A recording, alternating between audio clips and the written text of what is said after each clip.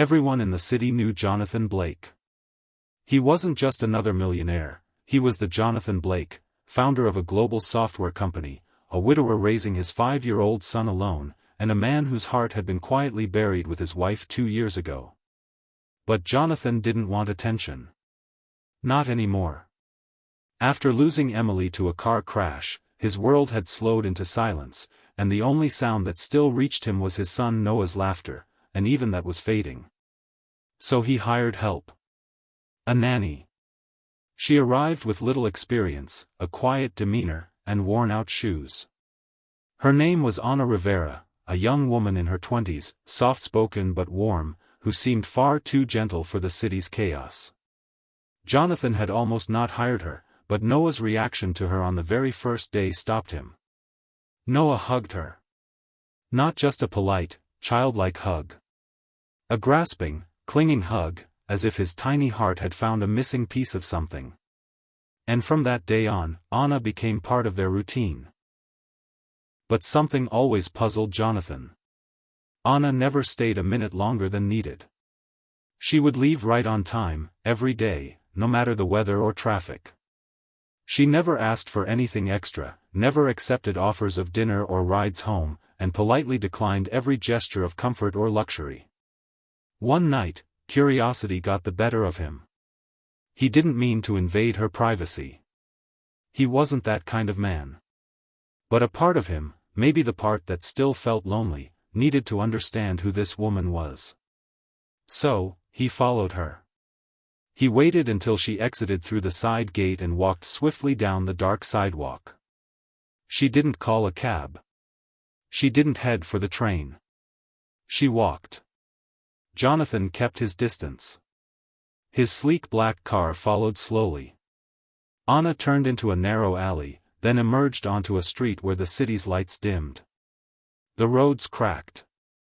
The buildings leaned tiredly. The luxury of Jonathan's world felt like a foreign planet here. She crossed 2 blocks and entered an old, broken building. Jonathan parked nearby and waited. 10 minutes passed. Then 15. He was about to leave when the door opened again. But Ana wasn't alone anymore. She was wheeling out a boy, maybe 10 years old, in a rusted old wheelchair. His legs looked paralyzed. He wore an oxygen mask and held a teddy bear whose stuffing peeked through the seams. Ana gently tucked a blanket around him and kissed his forehead. Jonathan's heart twisted. The boy smiled up at her, and Ana whispered something that made him giggle. She turned, and for a moment, she looked older. Not in age, but in weight. Like someone carrying a burden far too heavy for her small shoulders. Jonathan left without confronting her. The next day, he said nothing. But he saw her differently. The way she knelt with Noah to play with Legos. The way she folded his little socks with quiet reverence. The way she loved, as if it was the only thing she had left to give. That evening, he made a decision. He followed her again. But this time, he knocked on the door of the building. Ana opened it, eyes wide with shock. "Mr. Blake." "I'm sorry," he said softly. "But I needed to meet him." She hesitated, then stepped aside. Jonathan met Luis. Anna's younger brother. Their parents had died 3 years ago in a gas explosion, leaving Ana at just 19 to care for a paralyzed little boy with a heart condition and no family support.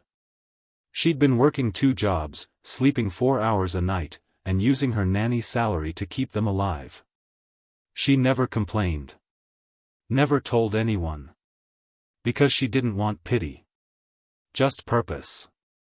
Tears burned Jonathan's eyes as he looked at Luis, who showed him his favorite drawing, a sketch of Ana with angel wings. That night, Jonathan drove them both home. Noah was waiting by the door and ran to hug Ana, but this time, Luis got a hug too. In the days that followed, Jonathan quietly arranged for Luis's medical care, without telling Ana. But when she found out, she cried, not from shame, but from a gratitude so raw it cracked her voice. I never wanted you to feel responsible, she whispered. I don't, Jonathan replied. I feel honored. Weeks turned into months. Luis grew stronger. He began rehab, learned how to use a motorized chair, and even visited Noah's school to show his art. But something else was changing too. Jonathan, who had been living with a dead heart, found it beating again. It wasn't sudden. Love never is. It was in the small moments, the way Anna laughed when Noah mispronounced spaghetti.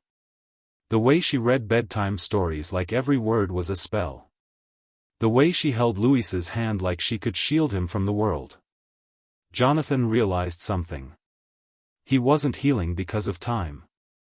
He was healing because of her. One evening, under the garden lights, he spoke softly. I don't want to replace what you lost, Anna. I just want to build something new, if you'll let me. Tears filled her eyes, but she nodded. Not as a nanny. Not as someone being saved. But as an equal. As a woman who had fought too many battles alone and was finally being asked to rest, and to be loved. And that's why I'm telling you this story, Jonathan says in the closing of the video, standing next to Anna and Luis, both smiling. Because sometimes the people who change our lives the most are the ones we almost overlook. I followed Anna once out of curiosity. But what I discovered was a second chance at life. And if you're watching this, maybe it's time you looked a little deeper too.